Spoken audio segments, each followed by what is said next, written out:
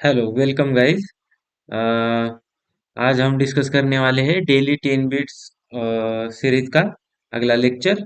और मैं प्रेजेंट कर रहा हूँ Durgesh Karkhele. I have cleared 3 UPSC prelim, 1 IFS prelim and had given a 1 IFS interview. Let's jump on today's 10 bits. तो पहला क्वेश्चन है, who of the following has recently introduced a carbon border tax to curb carbon emission? मतलब किसने carbon border tax लगाया है जो कि carbon emission को कम कर सके। तो इसका आंसर है, आप आंसर दीजिए, पॉज करके आंसर दीजिए, फिर प्ले करके देखिए। हर क्वेश्चन को आप ऐसा कर सकते हैं। तो इसका आंसर है यूरोपियन यूनियन। यूरोपियन यूनियन में कार्बन बॉर्डर टैक्स लगाया है। अब ये देखिए, बहुत बॉर्डर पे माइग्रेशन पे भी यूरोपियन यूनियन रिस्ट्रिक्शन लगा रहा है। मतलब मान लीजिए गल्फ से लोग आ रहे हैं, तो उस हिसाब से ध्यान में रखिए। बॉर्डर टैक्स, वो भी बॉर्डर में फेंसिंग कर रहे हैं या भी बॉर्डर टैक्स चल रहा है। ठीक। अगला question, which of the following country recently join the BRICS New Development Bank as a member in 2025? मतलब रिसेंटली ब्रिक्स की जो न्यू डेवलपमेंट बैंक है वो किसने ज्वाइन की है? तो एक इम्पोर्टेंट क्वेश्चन है कि हाईलाइटेड है, क्योंकि ब्रिक्स डेवलपमेंट बैंक पे क्वेश्चन आ गया है, आया था। तो इसका आंसर है अर्जेंटीना। अर्जेंटीना ने BRICS New New Development Bank join किए। तो अगला क्वेश्चन है, which of the following organization releases global competitiveness report? तो एक ग्लोबल कॉम्पिटिटिव यूपीएससी रिपोर्ट्स पे क्वेश्चन आस्क पूछती है, तो याद रखिए रिपोर्ट्स पे क्वेश्चन आ सकता है। तो इसका आंसर है world economic forum release global competitiveness report. चौथा क्वेश्चन है, sustainable development goal number 5 stand for which? मतलब जो एसडीजी नंबर 5 है वो क्या बता रहा है, क्या गोल है एसडीजी 5 का? तो ऑप्शन है quality education, gender equality, health, affordable clean energy. तो इसका आंसर है जेंडर इक्वलिटी। 5 मतलब जेंडर इक्वलिटी। एसडीजी सब याद रखिए, कोई भी क्वेश्चन यूपीएससी एसडीजी के बारे में आस्क कर सकता है। पांचवा क्वेश्चन है, which of the following is not part of G 20?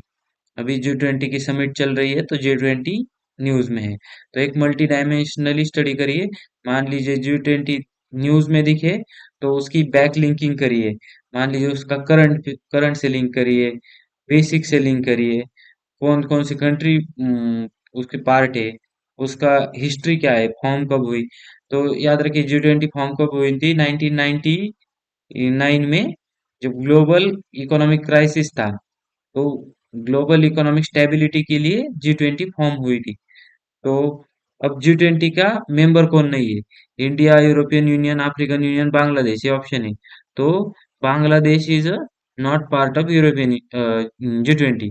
तो अब ये देखिए G20 में ऐसा लग सकता है कि अफ्रीकन यूनियन पार्ट नहीं, यूरोपियन यूनियन पार्ट नहीं है, पर ये दो नॉन सॉवरेन एंटिटी इसका पार्ट है, G20 का पार्ट है।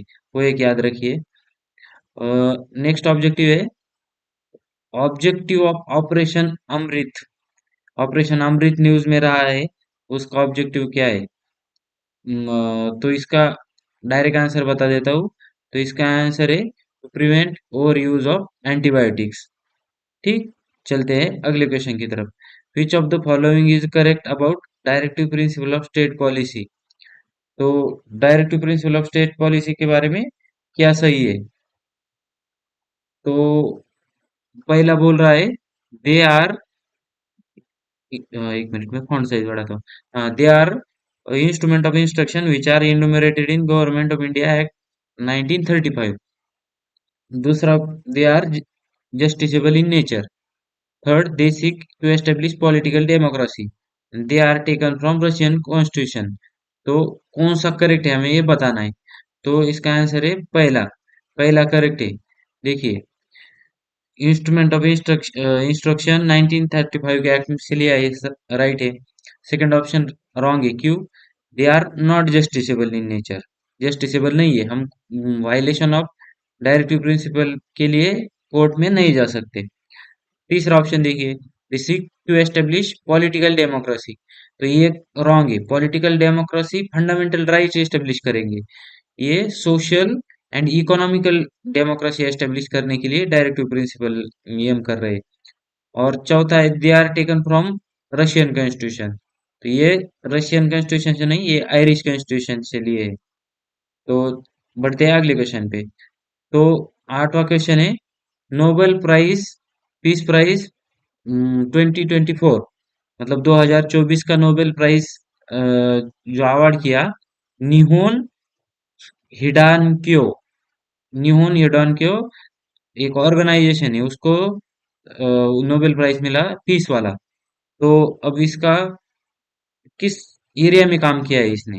तो ऑप्शन है, women trafficking, elimination of racism, fight for abolition nuclear weapon, helping international migrant. तो आप सोचिए, आंसर दीजिए। तो इसका आंसर है fight for abolition of nuclear weapon. तो एक जापानीज जो न्यूक्लियर अटैक हुआ हिरोशिमा और नागासाकी में, जो जो लोग अफेक्टेड थे इसमें, तो इन्होंने आके एक ऑर्गेनाइजेशन बनाई जिसका नाम था निहोन हिडानक्यो। इस ऑर्गेनाइजेशन ने डिन्यूक्लियराइजेशन में बहुत रोल प्ले किया है। तो बढ़ते हैं अगला क्वेश्चन पे। तो global hunger index is calculated by concern world wide and wealth hunger life. ये ऑर्गेनाइजेशन है, इन्होंने ग्लोबल हंगर इंडेक्स कैलकुलेट की है। तो पहला स्टेटमेंट है। दूसरा, India rank 1/5 out of 127 countries in global hunger index 2024। तो इंडिया की रैंक 105 रही है। तीसरा ऑप्शन है, it is measured by 4 indicators, which of the above is correct. तो आंसर देखते हैं डायरेक्ट।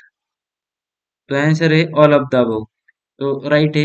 ये कंसर्न वर्ल्ड वाइड और वेल्थ हंगर लाइफ, ये दो ऑर्गेनाइजेशन मिलके बनाती है। ये एक ध्यान रखिए, ये FAO food and agriculture organization नहीं बनाता है।